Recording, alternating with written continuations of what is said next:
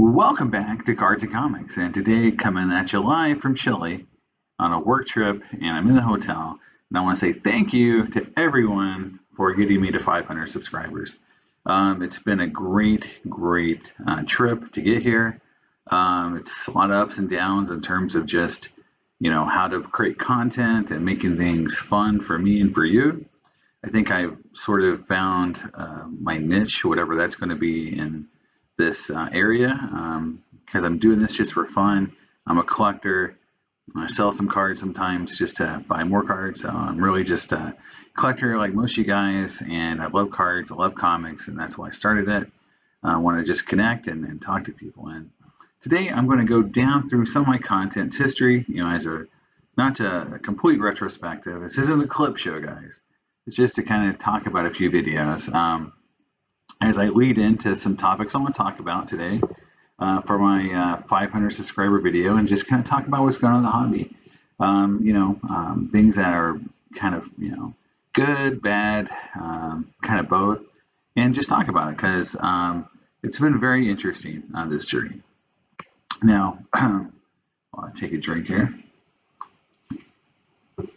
Sorry about that. Now, one thing I will notice or talk about is, these are some of the recent videos I put out. And if you go back in time, I was really trying to hit 100 views. That was kind of where I felt like a video did well. And I have tons of videos who don't hit 100, right? You'll see I got 29, 35.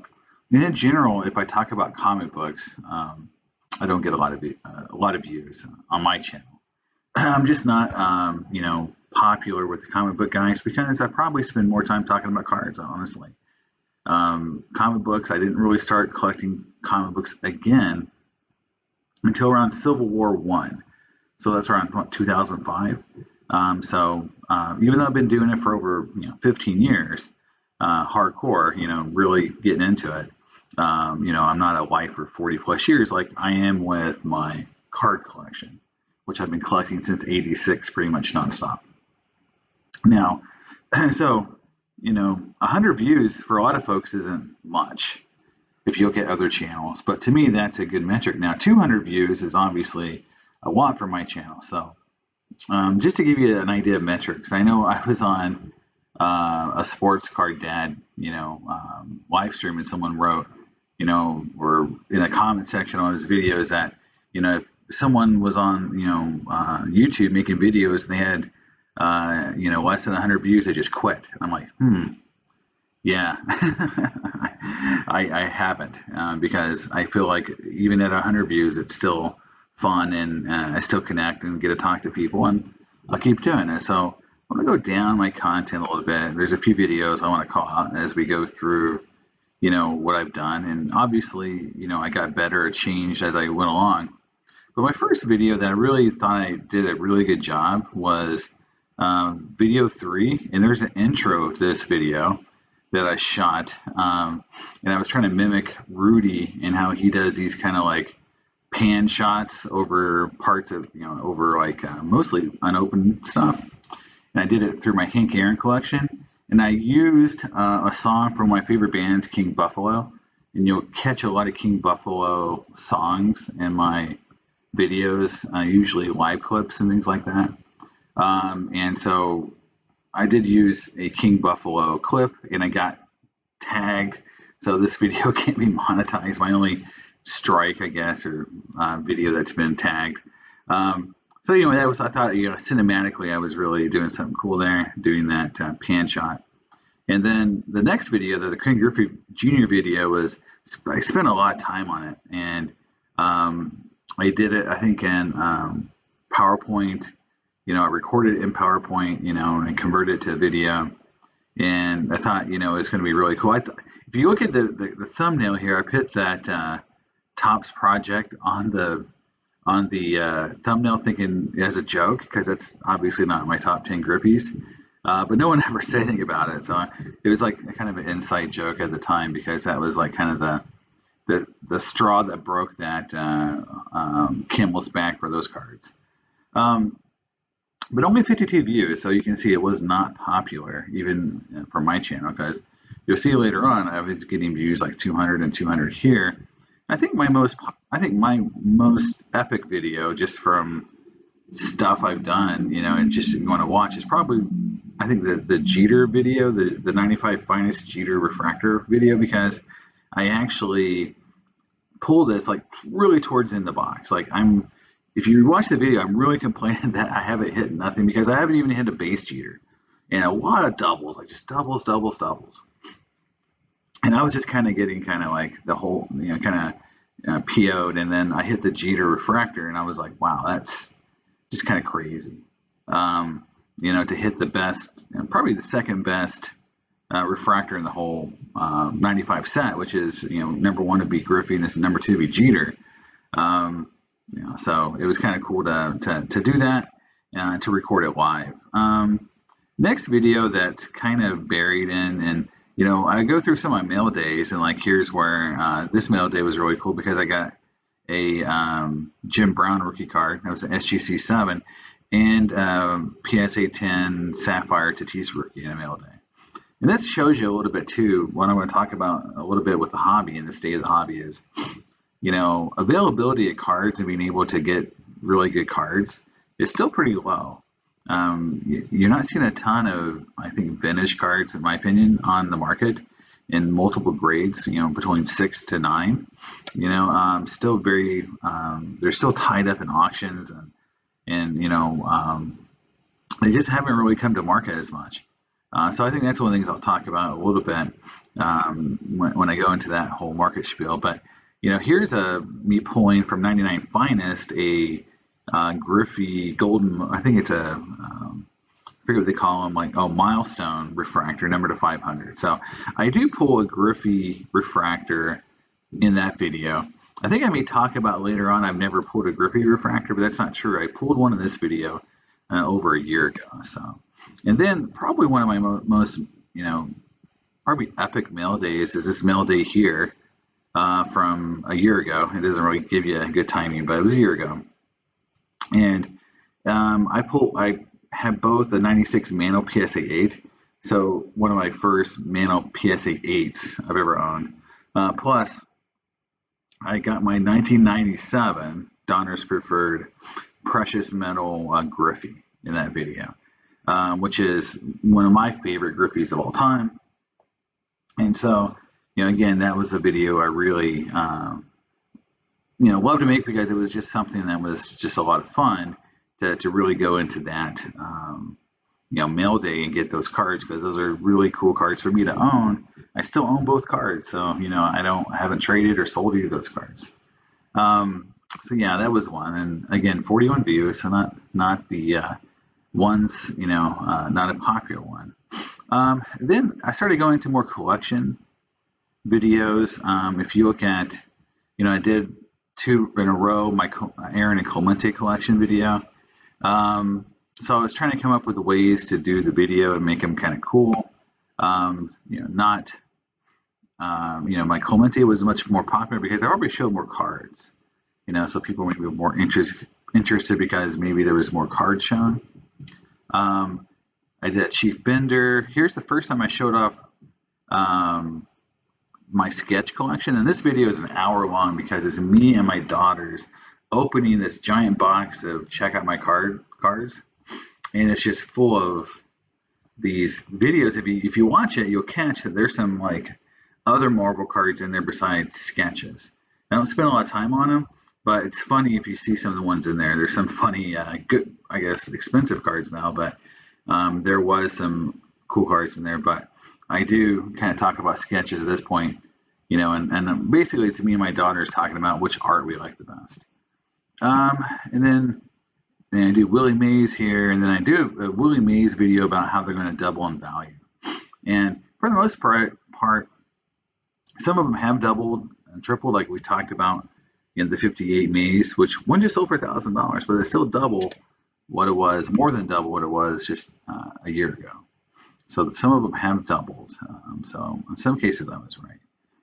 Going up, there is a mail day or a video I want to talk about specifically. thought I did the 60s video for the 70s video. Well, I'll just talk about 70s. But I did a 60s video as well. But when I did my videos, like the 60s and 70s videos, what I was trying to do in these videos is not talk. I was trying to do like a silent video, like the G.I. Joe episode. So I was trying to just do it over music and just show the cards and let the cards speak.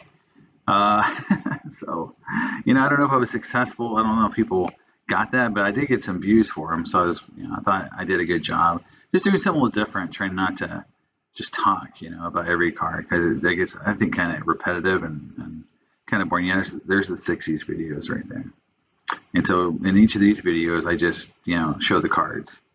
Now there's a video here, right here, about what stage of grief is the card market reached. And this is where I'm really talking about the first sign of the crash of 2011. And we've continued with prices correcting and things going down. Pretty much, since then, 11 months ago to now, things have been correcting, but things have been popping up like F1 and Marvel. But in general, sports cards have gone down, which is what the video is about. So yeah, I think we're in this phase where things are kind of normalizing. So, but I was talking about, like a lot of this time period where people were really denying that this was actually happening, that sports cards were not, going down, that the sky's the limit. And it's funny, I just saw on today's Instagram, Jeff Wilson just said he met with Fanatics, and he was super pumped because he got a sneak peek at what they're doing, but he wouldn't tell us what they're doing. It's one of those stupid videos where you just go in and go like, everything's going to be great, guys.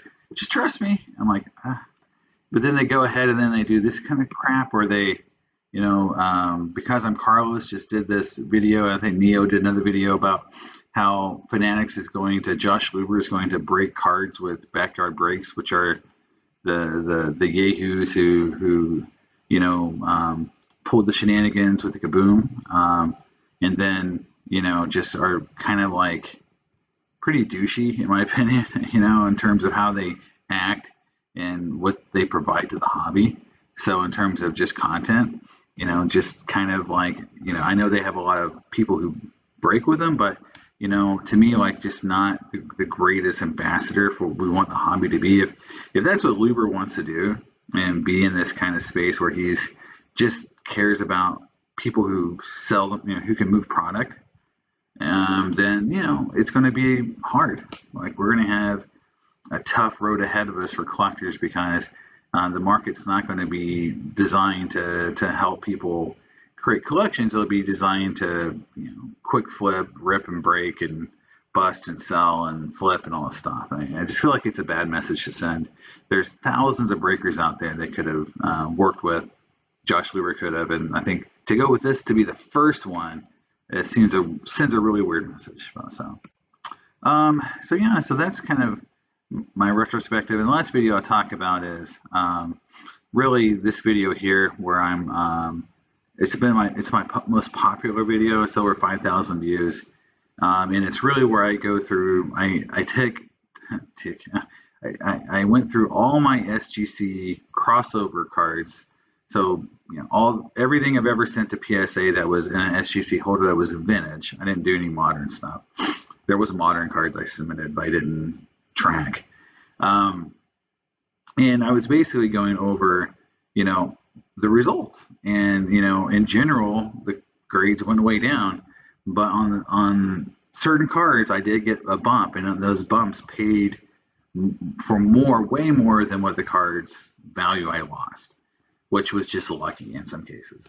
So it wasn't like I had this grand plan to make thousands of dollars on grading SGC cards to PSA. I was hoping they would just cross over like 1-to-1. But it was way all over the place, and that's what the video is about. And the big thing there was just how SGC's holders damaged the cards, and multiple cards were damaged. And in that last video I just did about CSG, crossing over that 72 Hank Aaron, there was damage on that card in the upper right corner that was very similar to the damage that I saw in SGC holders. So I think that card may have been damaged when it was pressed into the holder, meaning that it wasn't completely straight, or lined up, and then when they pressed the top down, it kind of crimped the card. And that happens in SGC holders, mostly because the inserts are cut improperly, they're wavy, and when the card goes up against that insert, and then they put the top of the holder down, it presses down the card into that insert, and it damages it. And multiple cards that were damaged that way. So that is it for the retrospective. Again, thank you very much. Check out some of my older videos if you want to. Hopefully you're liking the new content as I keep trying to make things fun and interesting. So if you got ideas I could do, let me know and I'll do them. Because I love to take your ideas, and if you got a good idea, and run with it. Now, so back to this idea of sports cards and the price falling, and obviously, a year ago we were talking about this. Now we're talking about it again. You get, crash, markets crashing. It's just this thing that we just need to say this, and I'll just, quit talking about it. Is these cycles in the sports card hobby happen every so often, and it's just what happens. We have to get used to it. In 2018, we saw an enormous rise in the price of vintage Hall of Fame rookie cards, and they've gone down tremendously since that high. Even with this 2020 increase, they still haven't hit the highs of 2018 for some cards, like the Clemente or Sandy Koufax rookie. So this has happened before. So we should all just be careful that, or realize that these kind of things happen, that these ups and downs. Two, it's not all bad. There's still cards that are increasing in value because they're rare, because they become popular, because the players become popular. So individual cards and individual players will continue to go up and down. It's not all or nothing. So we just got to remember that. And lastly is the market's going to get inefficient again. It was pretty efficient for a while where everything was going up, right? So it was just easy to predict, what was happening.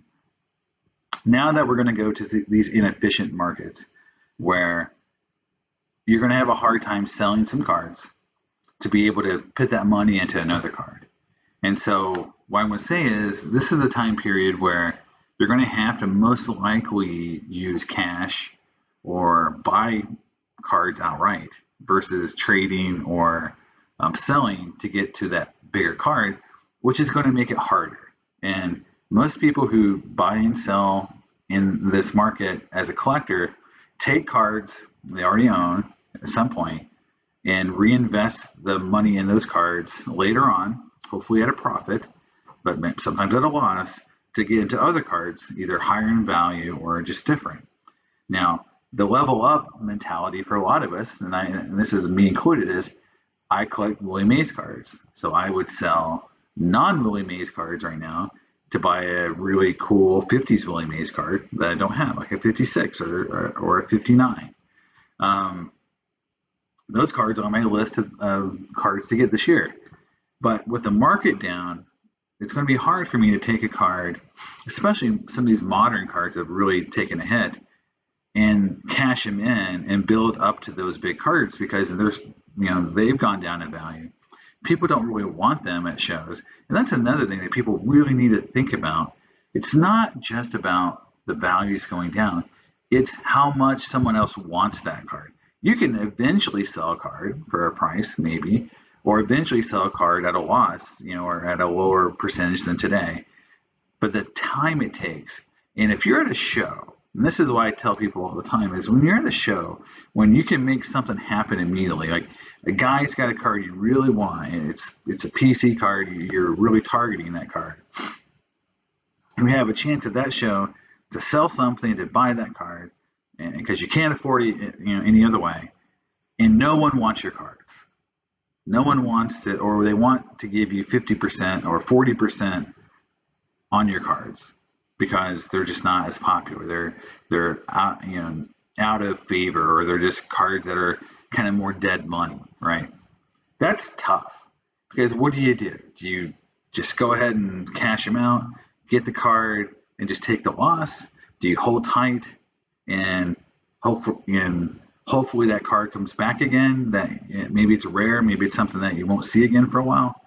That's where collectors really have a hard time. And I think people who are flippers and investors don't see that because they don't see a card like, I'll just use me as an example. If I went to a show and there was, let's say, a King Griffey Jr. card, like, something I really want, like the 98 precious metals preferred that I don't have, or a 90, or the silver embossed refractor finest from, I think, 97, or 97.